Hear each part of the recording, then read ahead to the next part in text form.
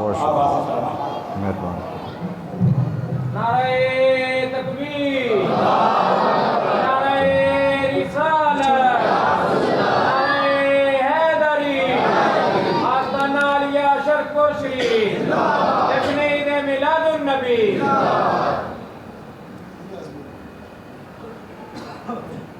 نحمده ونصلي على رسوله الكريم.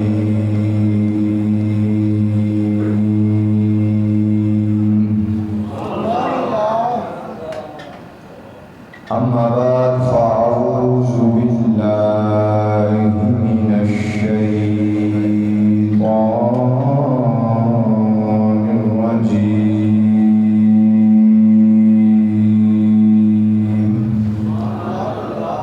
بسم الله الرحمن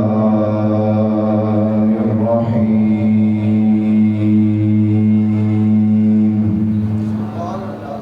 وما أرسلناك إلا رحمة للعالمين.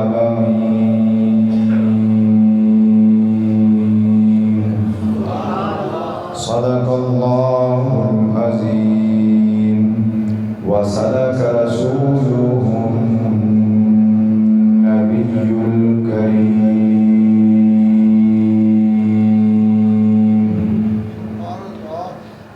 اللہ وحدہ لا شریک کی بے شمار لامحدود حمد و ثنا کے بعد درود لامحدود آقا نامدار مدنی تاجدار انبیاء کے شہریار مرسلین کے شہسوار محبوب خدا میرے اور آپ کے آقا جناب حضرت محمد مصطفیٰ صلی اللہ علیہ وآلہ وسلم کی ذات و برکات پر تمام احباب بلند آواز سے درود و سلام کا قرآن پیش کریں. الصلاۃ والسلام علیکم یا سیدی یا رسول اللہ وعلی آلک واصحابک یا حبیب اللہ. بلند آواز سے پڑھیں. الصلاۃ والسلام علیک یا سیدی یا رسول اللہ وعلی آلک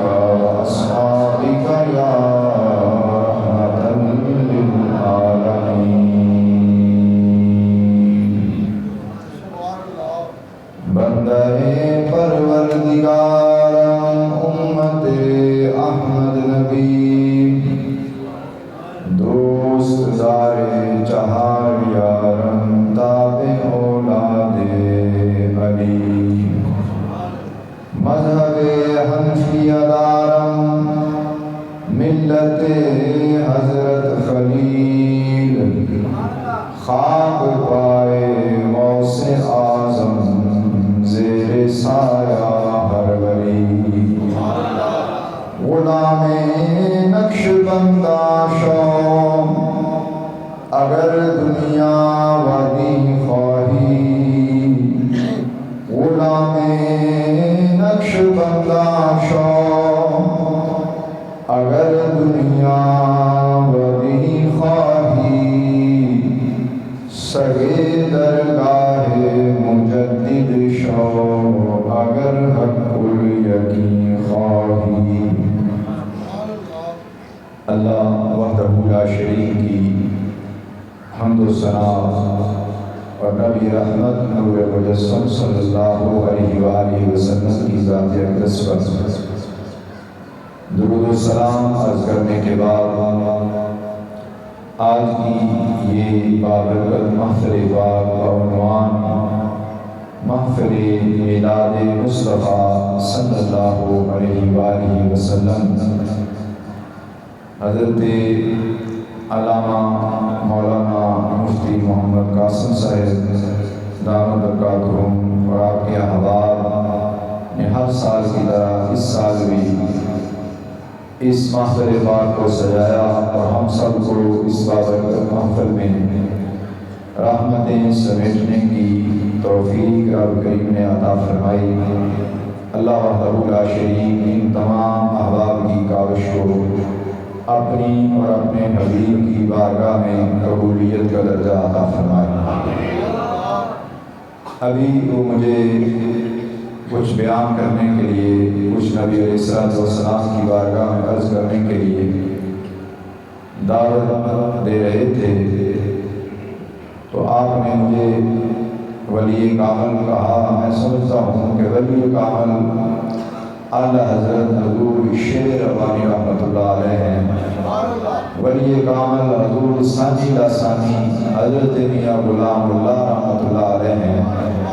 ولی کامل فخر المشائخ حضرت میاں جمیل احمد صاحب شرف پوری نقشبندی مجددی رحمۃ اللہ علیہ ہیں۔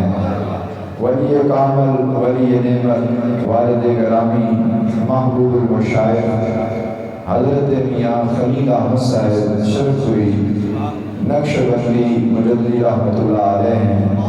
میں تو حضور میاں صاحب کا اپنا خادم ہوں، اور اللہ وحدہ لا شریک سے دعا ہے کہ ہمیں حضور میاں صاحب رحمۃ اللہ علیہ کے آستانے کی مزید خدمت کی توفیق عطا فرمائے۔ محفل میلاد کسے کہتے ہیں؟ ایسی محفل جس میں حضور کی ولادت کا یا حضور کی آمد کا تذکرہ کیا جائے، اس محفل کو محفل میلاد کہا جاتا ہے۔ آج ہمارے معاشرے میں ایسے لوگ موجود ہیں جو اعتراض کرتے ہیں جب بھی ربیع الاول شریف کا مہینہ آتا ہے تو وہ ان محافل پر نعوذ باللہ انگلیاں اٹھاتے ہیں، زبان درازی کرتے ہیں، اور عامت الناس عام مسلمانوں کو یہ کہہ کر گمراہ کرتے ہیں کہ یہ نیا کام ہے، یہ پہلے نہیں ہوا، بعد میں شروع ہوا، اور عام لوگوں کے ایمانی کیفیت پر ضرب لگانے کی کوشش کرتے ہیں۔ یاد رکھیں، ایک ہے سنت الہی، ایک ہے سنت انبیاء علیہ السلام، ایک ہے سنت امام الانبیاء، ایک ہے سنت المسلمین۔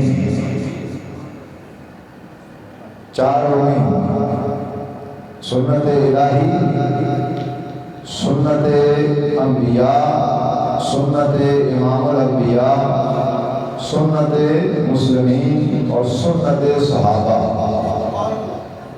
یہ 5 قسم کی سنتیں ہیں۔ اور یہ جو حضور کی آمد کا تذکرہ ہے،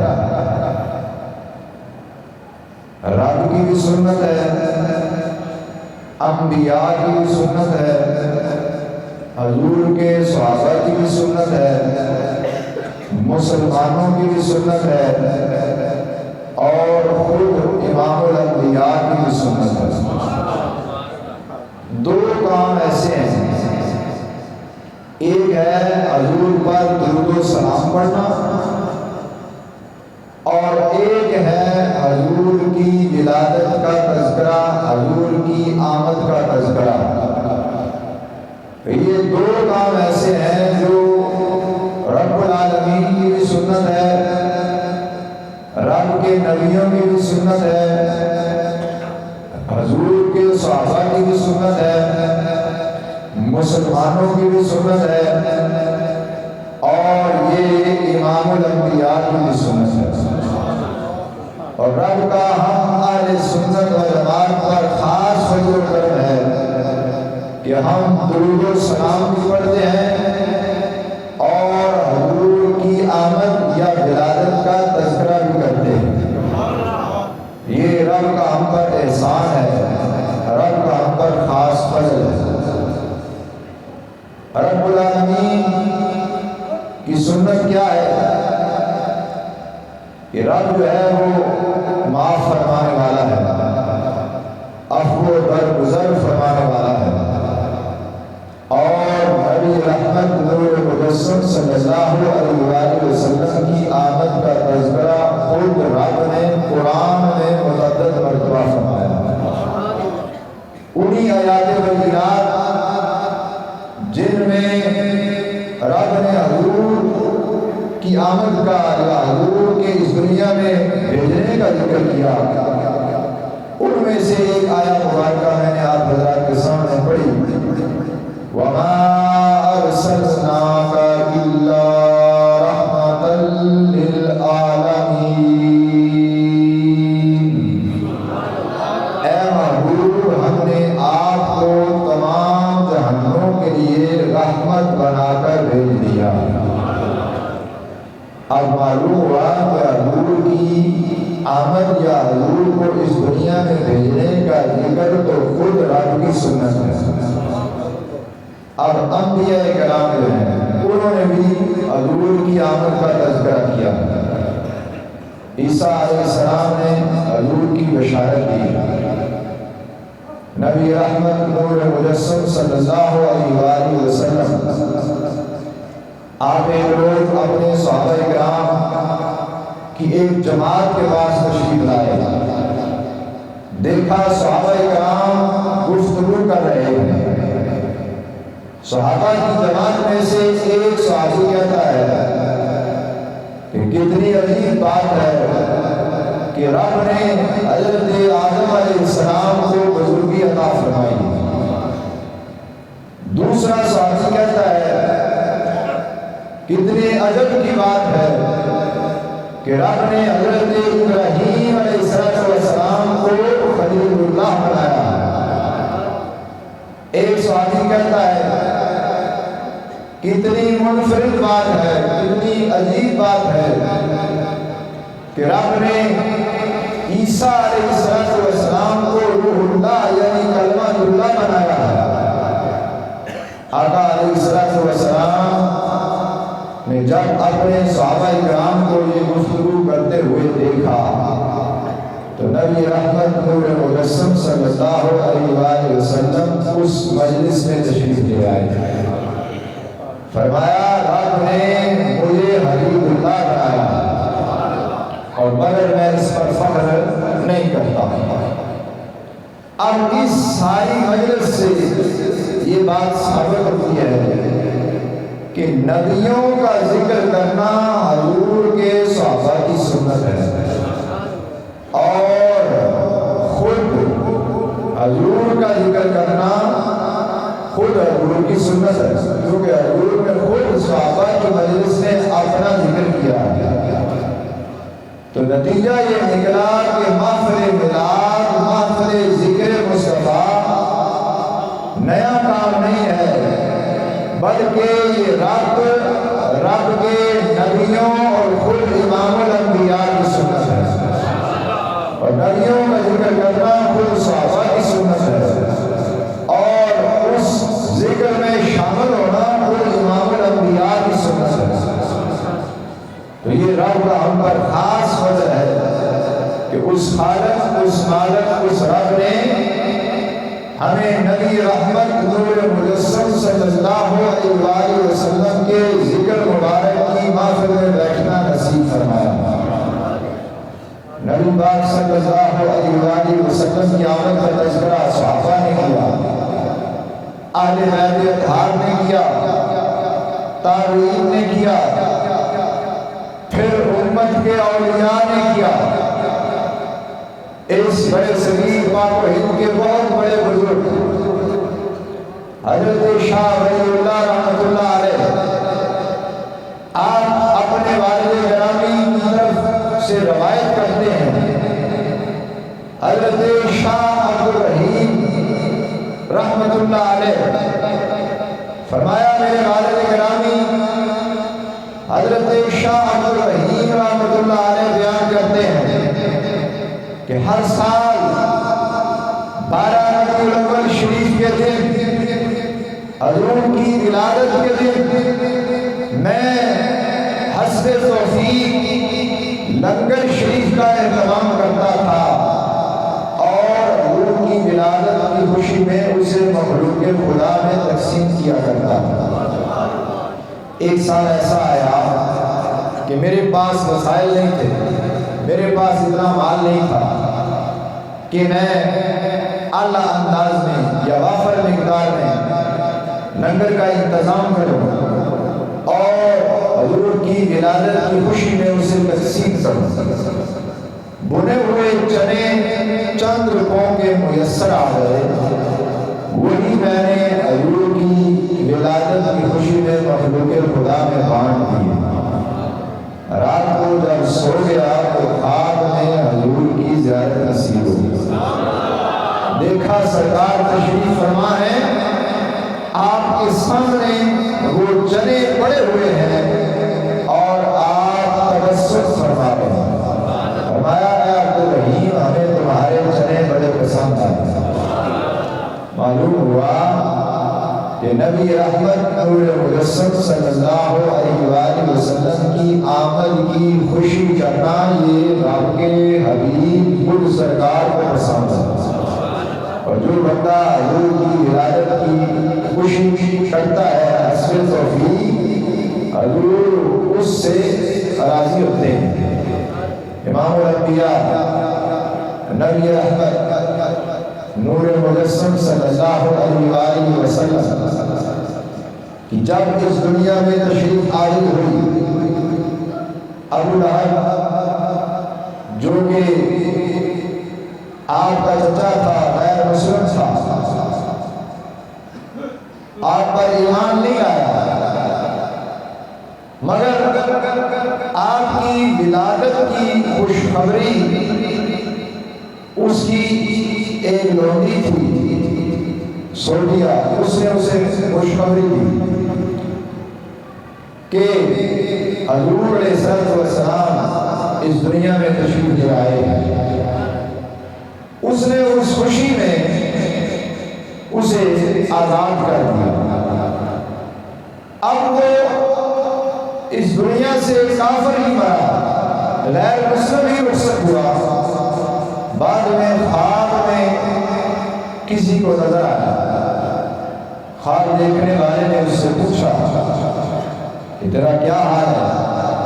کہنے لگا جب سے تجھ سے جدا ہوا، عذاب میں مبتلا ہوں، تکلیف میں مبتلا ہوں، مگر ہر پیر کے دن جس انگلی سے اشارہ کر کے میں نے نبی علیہ السلام کی دنیا میں تشریف آوری کی خوشی میں اپنی غلام اپنی لونڈی کو آزاد کیا تھا، اس انگلی سے ہر پیر کے دن کچھ راحت کچھ فرحت محسوس کرتا ہوں۔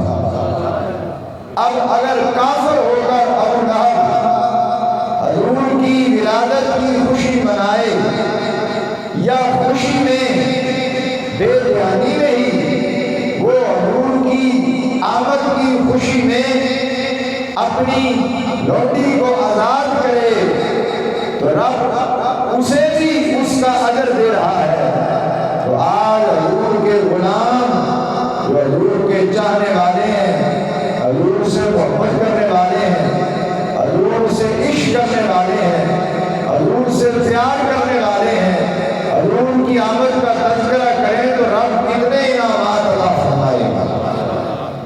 یاد رکھیں حضور کے فضل سے رب نے ہمیں بھی بڑے اعلیٰ مقامات عطا فرما رکھے ہیں۔ دوسری امتوں کی نسبت رب نے حضور کی امت کو اعلیٰ ترین درجہ عطا فرمایا ہے، کیونکہ حضور تمام نبیوں میں افضل و اعلیٰ ہیں۔ حضور کی امت بھی تمام نبیوں کی نسبت افضل و اعلیٰ، یعنی نبیوں کی امتوں کی نسبت اعلیٰ ہے۔ نبی پاک صلی اللہ علیہ وآلہ وسلم نے اپنے صحابہ اکرام کے درمیان ایک روز ایک سوال کیا، فرمایا میرے صحابہ بتاؤ ایمان کس کا عجیب ہے؟ عرض کی یا رسول اللہ صلی اللہ علیہ وآلہ وسلم نبیوں کا ایمان عجیب ہے۔ فرمایا نہیں، عرض کی فرشتوں کا ایمان عجیب ہے، فرمایا نہیں۔ عرض کی حضور آپ کے صحابہ کا ایمان عجیب ہے، فرمایا نہیں۔ عرض کی یا رسول اللہ صلی اللہ علیہ وآلہ وسلم ہمارے ماں باپ آپ پر قربان ہو جائیں، آپ ہی فرمائیں پھر ایمان کس کا عجیب ہے، یہ فضیلت رب نے کن کو عطا کی ہے؟ میرے اور آپ کے آقا نے ارشاد فرمایا ان میں سے کسی ایک کا بھی ایمان عجیب کے درجہ میں نہیں ہے، نہ نبیوں کا ایمان عجیب ہے، نہ صحابہ کا ایمان عجیب ہے، نہ فرشتوں کا ایمان عجیب ہے، بلکہ زمانہ کے آخر میں بسنے والے ایسے لوگ جنہوں نے مجھے دیکھا نہیں ہے مگر وہ میرا کلمہ پڑھتے ہیں، مجھ سے پیار کرتے ہیں، محبت کرتے ہیں، رب انہیں یہ مقام عطا فرمائے گا کہ ان کا ایمان عجیب ہے۔ اللہ یا رسول اللہ آپ چاہیے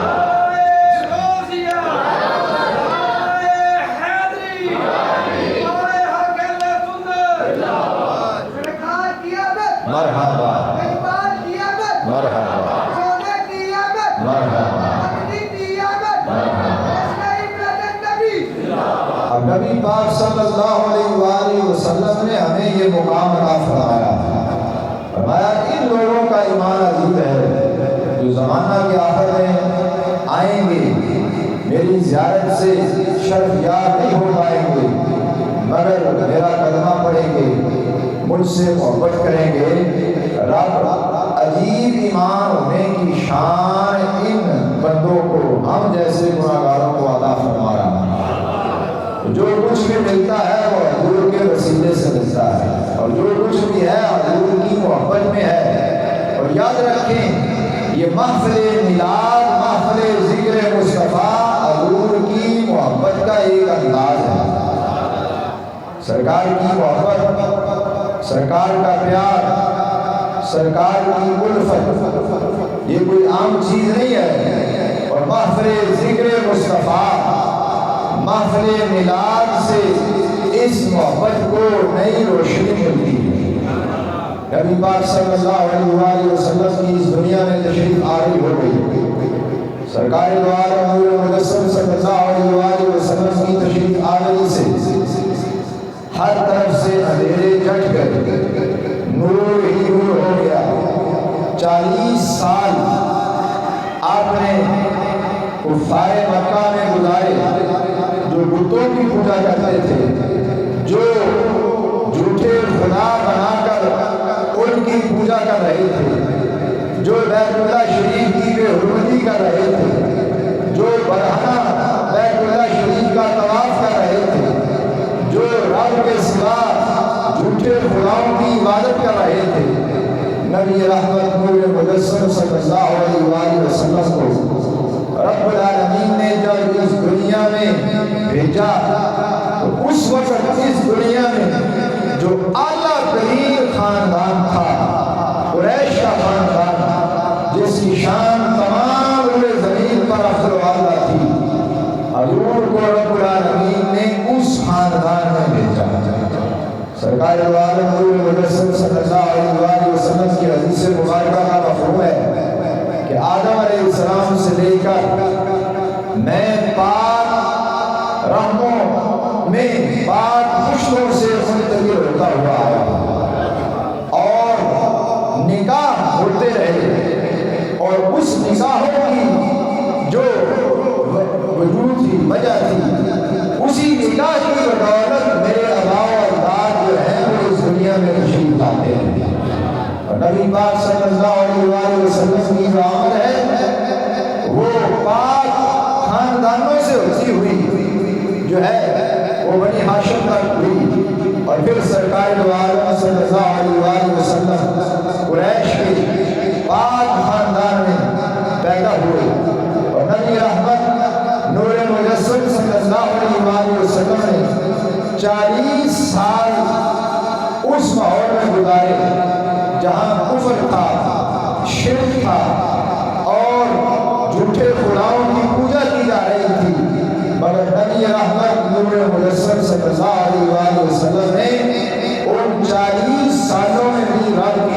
تھی، غار حرا میں جاتے، کبھی بیت اللہ شریف جاتے، پھر حکم ہوا حضور نے اعلان نبوت فرمایا۔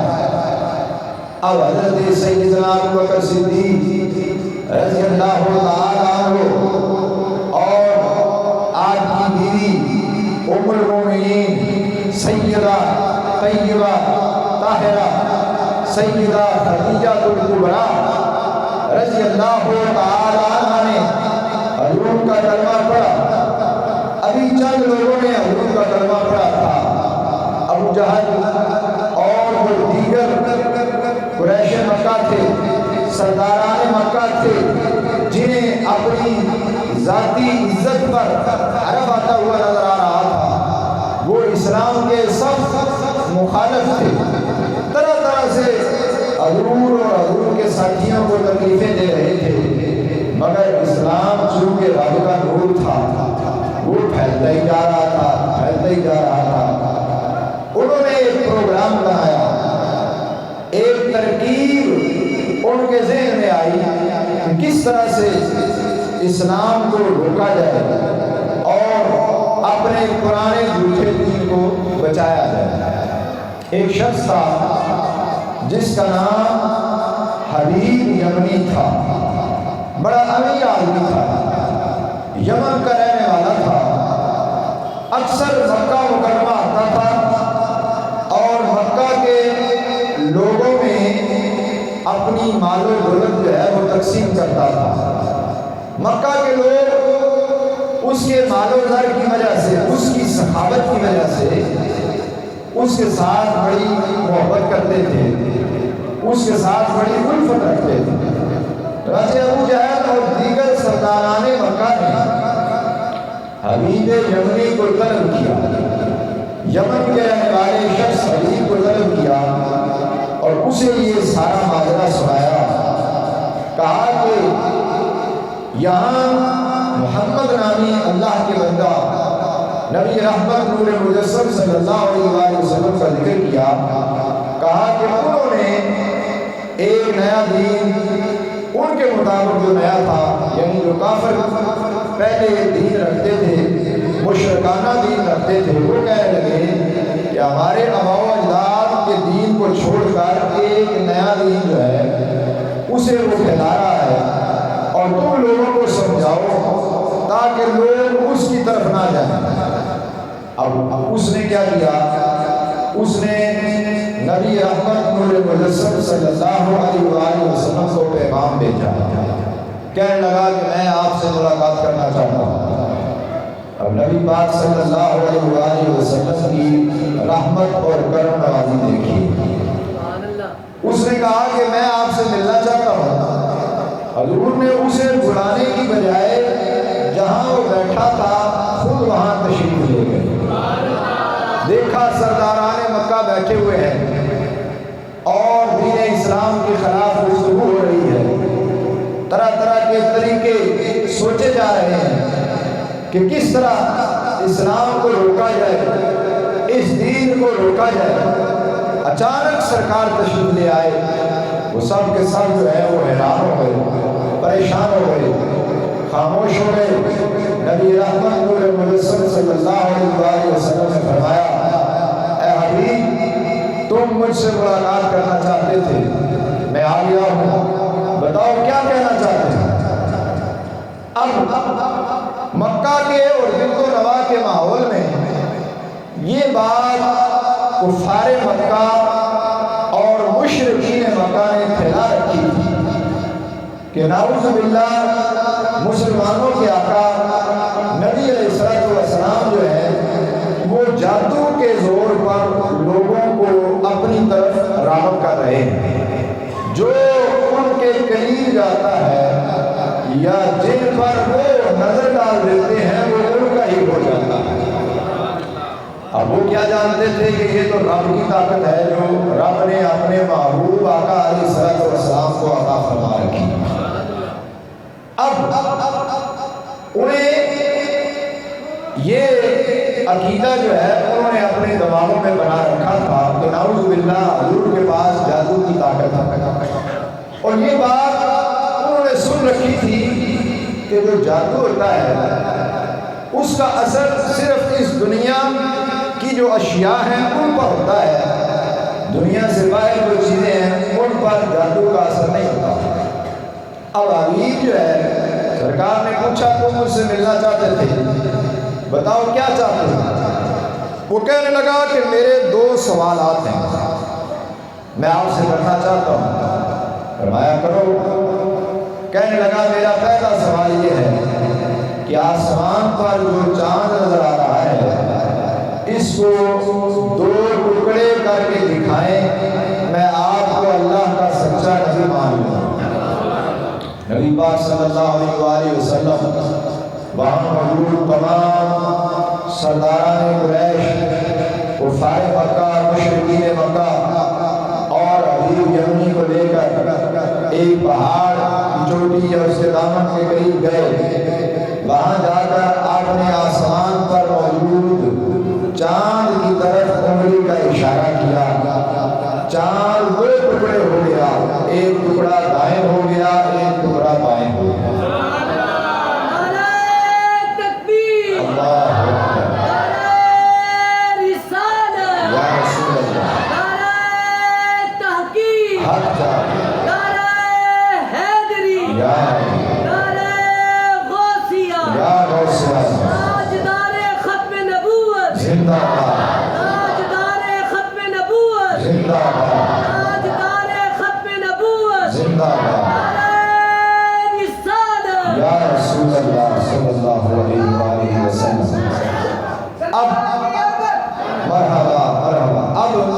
سرکار نے جب انگلی کا اشارہ کیا چاند کے 2 ٹکڑے ہو گئے، ایک ٹکڑا جو ہے وہ دائیں ہو گیا، ایک بائیں ہو گیا اور ان کے درمیان بہت سا فاصلہ ہو گیا۔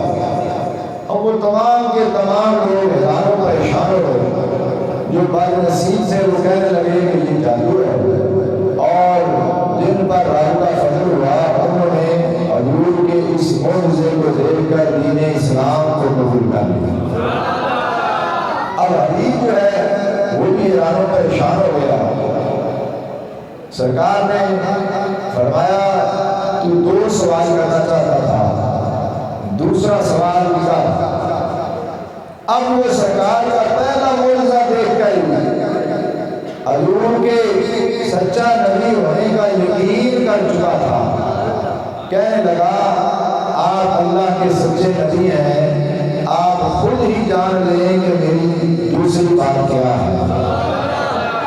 نبی رحمت نور مجسم صلی اللہ علیہ وآلہ وسلم کا کلمہ پڑھا، مسلمان ہو گیا، اور قریش مکہ، کفار مکہ جو ہے انہیں اس نے اعلان کر کے کہا کہ جاؤ میرا رستہ تم سے الگ ہے، تم لوگوں سے الگ ہے، آج سے میں نے آقا علیہ السلام کی غلامی اختیار کر لی۔ اب جب اس نے کہا کہ حضور آپ خود ہی جان لیں، تو نبی پاک صلی اللہ علیہ وآلہ وسلم نے فرمایا تیری ایک بیٹی ہے جو کانوں سے سن نہیں سکتی، آنکھوں سے دیکھ نہیں سکتی، زبان سے بول نہیں سکتی، پاؤں سے چل نہیں سکتی، تو چاہتا ہے یا تو وہ اس دنیا سے رخصت ہو جائے اور تمہاری یہ پریشانی جو ہے ختم ہو جائے، یا پھر اسے صحت مل جائے، جاؤ میں نے اسے صحت عطا کر دی۔ نبی پاک صلی اللہ علیہ وآلہ وسلم کا یہ فرمانا تھا۔ اب یمن وہاں سے ہزاروں میل کے فاصلے پر ہے، اس نے فوراً سواری پکڑی، سفر شروع کیا۔ کتنے دن لگے رات بہتر جانتا ہے، پیدل چلنے کا زمانہ تھا، گھوڑوں پر، اونٹوں پر لوگ سفر کرتے تھے۔ اپنے گھر پہنچا، دیکھا جو بچی گھر سے جاتے وقت آنکھوں سے دیکھ نہیں سکتی تھی، زبان سے بول نہیں سکتی تھی، ہاتھوں سے پکڑ نہیں سکتی تھی، ٹانگوں سے چل نہیں سکتی تھی، وہ صحیح سلامت گھر میں موجود۔ کہنے لگا ہے میری بیٹی یہ فضل کیسے ہوا، یہ صحت کیسے ملی؟ بیٹی کہنے لگی کہ جس نے آپ کو کلمہ پڑھایا ہے وہی آقا خواب میں تشریف لے آئے، خواب میں آئے اور انہوں نے مجھے اسلام کی دولت سے مالا مال کیا اور مجھے صرف عطا کی، فرمایا کہ مکہ میں تیرے باپ کو دین اسلام کی دولت عطا کی ہے، یہاں یمن میں تجھے دین اسلام کی دولت عطا کرنے آ گیا۔ ہم اس آقا کے ماننے والے ہیں۔ رب العالمین نے ہمیں نبی پاک صلی اللہ علیہ وآلہ وسلم کی صورت میں ہمیں ایسا معلوم عطا فرمایا ہے کہ جنہوں نے ظاہری طور پر مکہ مکرمہ میں موجود ہوتے ہوئے بھی لوگوں کو دین اسلام سے جو ہے معمور کیا، لوگوں کے دلوں کو اسلام کی دولت سے مالا مال کیا، اور مکہ میں موجود ہوتے ہوئے روحانی طور پر بھی دنیا بھر میں لوگوں کے دلوں کو کفر کے اندھیروں سے نکال کر ان کے دلوں میں توحید کا نور داخل کر دیا۔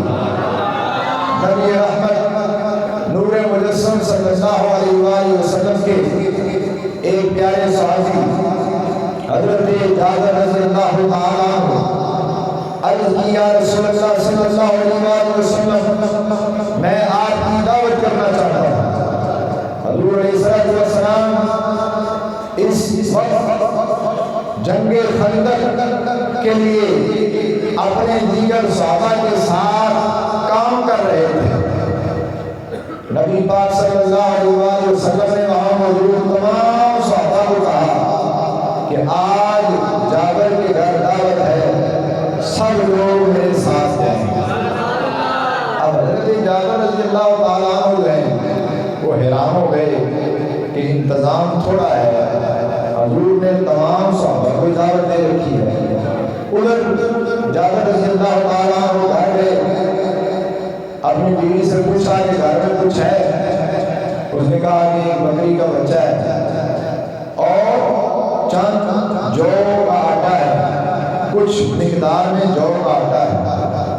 آپ نے بکری کا بچہ ذبح کیا اور کہا کہ اس کو پکاؤ، گوشت دیا اپنی بیوی کو، روٹی پکاؤ، اور آپ نبی پاک صلی اللہ علیہ وآلہ وسلم کی خدمت میں حاضر ہو گئے۔ ادھر آپ کے دو کم سے بچے تھے، انہوں نے یہ منظر دیکھا کہ ہمارے والد نے بکری کو لٹایا ہے اور اسے ذبح کیا۔ وہ کم سے بچے تھے، نابالغ تھے، ایک بچے نے دوسرے بچے کو لٹایا اور ان کی گردن پر، اس کی گردن پر چھری چلا دی، ناسمجھی میں، چھوٹی عمر کی وجہ سے۔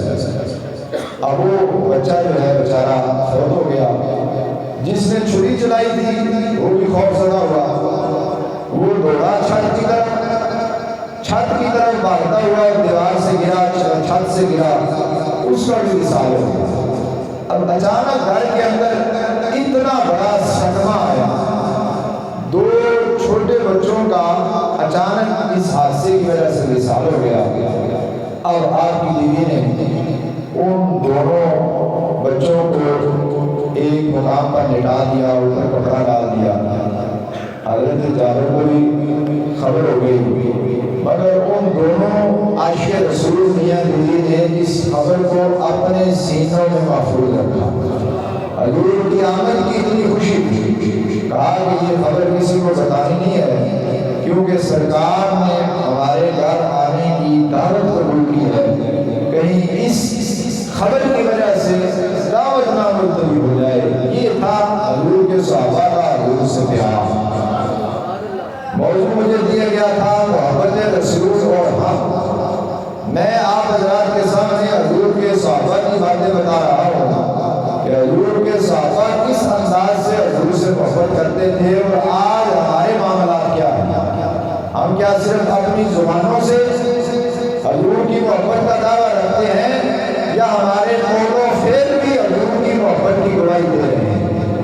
محفل میلاد سے ہمیں یہ سبق لے کر جانا ہے۔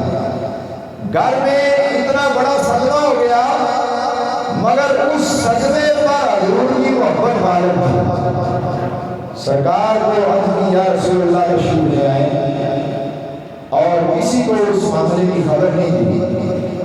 سرکار تشریف لے آئے، بے شمار صحابہ بھی تشریف لے آئے. حضور نے کہا کہ جابر کھانا میرے سامنے رکھو. کھانا سامنے رکھا گیا. فرمایا اپنے بچوں کو بلاؤ، ہم ان کے ساتھ کھانا کھائیں. اب حضرت جابر جو ہے حیران ہوئے، پریشان ہوئے. عرض کی حضور آپ کھانا کھائیں؟ فرمایا نہیں، اپنے بچوں کو بلاؤ، ہم ان کے ساتھ ہی تناول کریں گے. عرض کی یا رسول اللہ صلی اللہ علیہ وسلم آپ ہی ان کو پکاریں. حضرت جابر یہ عقیدہ رکھتے تھے کہ اگر سرکار میرے بچوں کو پکاریں گے تو وہ خود زندہ ہو کر سرکار کی خدمت میں حاضر ہو گئے. حضور نے نام لے کر حضرت جابر کے بچوں کو بلایا. وہ دونوں جو اس دنیا سے رخصت ہو چکے تھے، دونوں دوڑتے ہوئے حضور کی خدمت میں حاضر ہو گئے.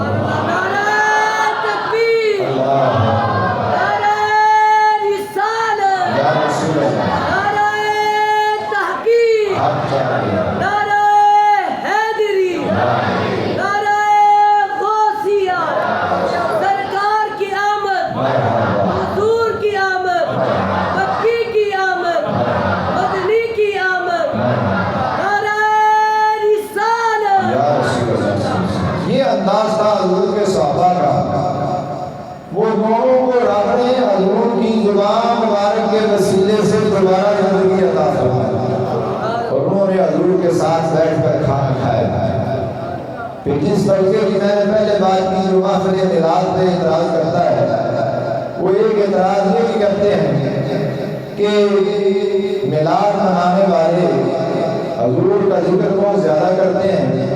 نعوذ باللہ بہت زیادہ ذکر کرنے سے یا بہت زیادہ محبت کا اظہار کرنے سے نعوذ باللہ انسان شرک میں مبتلا ہو سکتا ہے. یہ بات کر کے وہ عام جو سنی مسلمان ہیں ان کے ایمان پر حملہ کرنے کی کوشش کرتے ہیں. ہم حضور کے صحابہ کا عمل دیکھتے ہیں کہ وہ کس انداز سے حضور سے محبت کیا کرتے ہیں. نبی پاک صلی اللہ علیہ وسلم حدیبیہ کے مقام پر تشریف فرما. عروہ بن مسعود جو ابھی مسلمان نہیں ہوئے، اور وہ ایسے شخص ہیں جو قریش مکہ کی طرف سے مختلف حکمرانوں کے پاس سفیر بن کر جایا کرتے تھے، اور حدیبیہ کے مقام پر بھی حضور کے پاس سفیر بن کے آئے کفار مکہ کی طرف سے، مشرکین مکہ کی طرف سے. اب جب وہ سرکار کے پاس آئے، سرکار کی مجلس کو دیکھا سرکار کے صحابہ، سرکار کے ساتھی کس طرح حضور سے محبت کرتے ہیں، عشق و محبت کا اظہار کرتے ہیں. اب ان محبت کے اندازوں کو دیکھ کر واپس آئے مشرکین مکہ کے پاس، تو حیران و پریشان تھے، چہرے پر پریشانی کے آثار تھے. مشرکین مکہ کہنے لگے، اے عروہ بن مسعود، تم بڑے بڑے دنیا کے بادشاہوں کے پاس گئے اور ان کے جاہ و جلال دیکھتے رہے، ان کے محلات دیکھتے رہے، مگر کوئی چیز بھی جو ہے تمہیں معلوم نہ کر سکی. آج تمہارا چہرہ پریشان ہے، تمہارا چہرہ تبدیل ہوا ہے، کیا دیکھ آئے ہو؟ ہم نے تو سنا ہے کہ مسلمانوں کے آقا ایک درخت کے سائے تلے بیٹھے ہیں، وہاں کوئی محل نہیں ہے، کوئی دنیا کا مال نہیں ہے، کس چیز نے تمہیں متاثر کر دیا ہے؟ اور وہ مسعود کہنے لگے کہ جو میں نے دیکھا ہے دنیا کے بڑے بڑے بادشاہوں کے درباروں میں وہ منظر آج تک چشم فلک نے نہیں دیکھا. پوچھا کیا دیکھا؟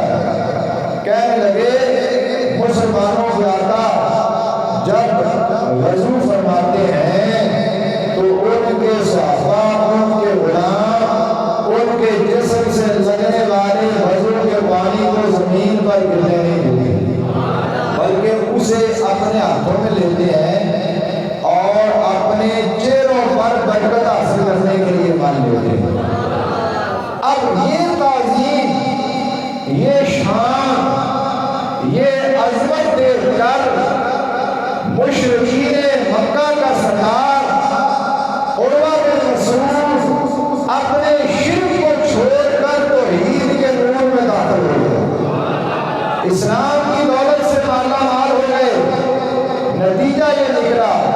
عرض یہ کرنا چاہتا ہوں، بات آپ احباب کو یہ سمجھانا چاہتا ہوں کہ حضور کی عظمت دیکھنے یا بیان کرنے سے انسان شرک میں مبتلا نہیں ہوتا، بلکہ اگر رب کا فضل شامل حال ہو جائے تو حضور کی عظمت اور حضور کی شان دیکھ کر بڑے سے بڑا مشرک بھی اپنے شرک کو چھوڑ دیتا ہے اور توحید کے نور میں داخل ہو جاتا ہے۔ یہ محفل میلاد، یہ محفل ذکر مصطفیٰ، یہ حضور کا ذکر جو ہے، یہ نبی پاک صلی اللہ علیہ وآلہ وسلم کی عظمت کو بیان کرنے کے لیے ہے۔ ہم گناہگار جب ان نیک محفل میں بیٹھتے ہیں تو رب العالمین ہمیں گناہوں سے معافی عطا فرما دیتا ہے اور ہمارے درجات کو بلندی عطا فرما دیتا ہے۔ حدیث مبارکہ کا مفہوم ہے انبیاء کا ذکر عبادت ہے اور صالحین کا ذکر گناہوں کے کفارے کا سبب ہے۔ رب العالمین کا بڑا شکر ہے کہ رب العالمین نے ہمیں عقیدہ اہل سنت عطا فرمایا ہے اور اسی عقیدے کے تحت ہم نبی پاک صلی اللہ علیہ وآلہ وسلم سے بھی محبت کرتے ہیں، حضور کی آل سے بھی محبت کرتے ہیں، حضور کے اصحاب سے بھی محبت کرتے ہیں اور حضور کے محبوبوں یعنی اولیاء کاملین سے بھی محبت کرتے ہیں۔ محفل میلاد کا اللہ اکبر، یا رسول اللہ،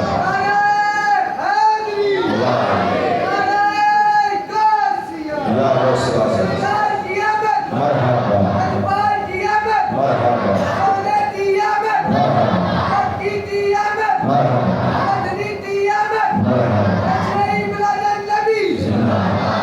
آخر میں موجودہ حالات کے تناظر میں آپ احباب کو پیغام دینا چاہتا ہوں۔ ایک تو عالمی سطح پر نبی پاک صلی اللہ علیہ وآلہ وسلم کی گستاخیوں کا ماحول دوبارہ سے پیدا ہو چکا ہے۔ فرانس کے اندر نبی علیہ السلام کی گستاخی کی گئی ہے۔ یاد رکھیں، ہم مسلمان ہیں، ہم بھوک برداشت کر سکتے ہیں، تنگی برداشت کر سکتے ہیں، ہم خوراک کی کمی برداشت کر سکتے ہیں، زمین کی کمی برداشت کر سکتے ہیں، دولت کی کمی برداشت کر سکتے ہیں، علاقے کی کمی برداشت کر سکتے ہیں، مگر ہم نبی پاک صلی اللہ علیہ وآلہ وسلم کی گستاخی برداشت نہیں کر سکتے۔ یہ ہمارے ایمان کی کیفیت کا اہم ترین جز ہے۔ لہذا میں یہ پیغام دینا چاہتا ہوں کہ ہم یورپی مصنوعات کا جہاں تک ہو سکے بائیکاٹ کریں اور خصوصاً جو فرانس کی بنی ہوئی اشیاء ہیں، بے شمار چیزیں بازار میں الیکٹرانکس کی آتی ہیں، کھانے پینے کی بھی آتی ہیں، اگر ہم غور کریں گے تو ہمیں پتہ چل جائے گا۔ کوشش کریں کہ ہم ان سے بچیں، کہ ہم معاشی طور پر جو ہے ان کا اس انداز سے مقابلہ کریں تاکہ انہیں سمجھ آ جائے کہ مسلمان ہر چیز برداشت کر سکتے ہیں مگر اپنے حبیب کی، اپنے آقا کی گستاخی برداشت کر سکتے نہیں۔ ہم ہر سطح پر ان محفل میلاد میں یہ پیغام دیں کہ ہم حکمرانوں کو بھی عرض کرتے ہیں، کہتے ہیں کہ وہ فرانس کے سبھی کو پاکستان سے ملک بدر کریں اور جنہوں نے فرانس کے اندر گستاخی کی ہے انہیں قرار واقعی سزا دی جائے۔ دوسری بات، اس وقت ملک کے اندر ایک ایسا ماحول پیدا ہو چکا ہے کہ عقیدہ اہل سنت پر ہر طرف سے حملے ہو رہے ہیں۔ یاد رکھیں، ہمیں موجودہ دور میں موجود جو علماء ہیں ان سے رہنمائی لینی چاہیے، بڑی ضروری ہے، مگر ہمارے پاس حضرت امام ربانی، حضرت مجدد الافسانی شیخ احمد فاروقی سندھی رحمۃ اللہ علیہ آپ کے مکتوبات شریف موجود ہیں، جن کے اندر آپ نے عقیدہ اہل سنت کی بڑے احسن انداز میں وضاحت فرما دی۔ اہل بیت اطہار کی محبت ہو یا صحابہ کرام کی محبت ہو یا امہات المومنین کی محبت ہو، یہ تمام ہمارے ایمان کا لازمی حصہ ہے۔ کسی ایک صحابی کی ادنا سے ادنا جو گستاخی ہے وہ ایمانی کیفیت کو تباہ و برباد کر دیتی ہے۔ اسی طرح اہل بیت اطہار امہات المومنین کسی ایک کی ادنا سے ادنا جو گستاخی ہے وہ ایمانی کیفیت کو تباہ کر دیتی ہے۔ یہ بڑا نازک معاملہ ہے، لہذا عقیدہ اہل سنت پر مضبوطی سے قائم رہو، حضور کے صحابہ سے بھی محبت کرو، حضور کے اہل بیت سے بھی محبت کرو، بلکہ ہر وہ چیز جسے حضور سے نسبت ہو جائے اس سے محبت کرو۔ حضور کی محبت ہی اصل ایمان ہے۔ خالق کائنات، مالک کائنات ہم سب کو ان کی توفیق عطا فرمائے اور علی رحمت نور مجسم صلی اللہ علیہ وسلم کی سنت کے مطابق اپنی زندگی کے لمحات گزارنے کی توفیق عطا فرمائے۔ نبی پاک صلی اللہ علیہ وسلم کی اس حدیث مبارکہ پر میں اپنی گفتگو ختم کرتا ہوں۔ حضور نے فرمایا اخیر زمانہ میں جو شخص میری ایک سنت کو زندہ کرے گا رب العالمین اسے 100 شہداء کے برابر اجر عطا فرمائے گا۔ اللہ وحدہ لا شریک ہم سب کو ان کی توفیق عطا فرمائے، وقتاً فوقتاً ایسی نیک محافل میں بیٹھنا نصیب فرمائے۔ وما علینا الا البلاغ المبین۔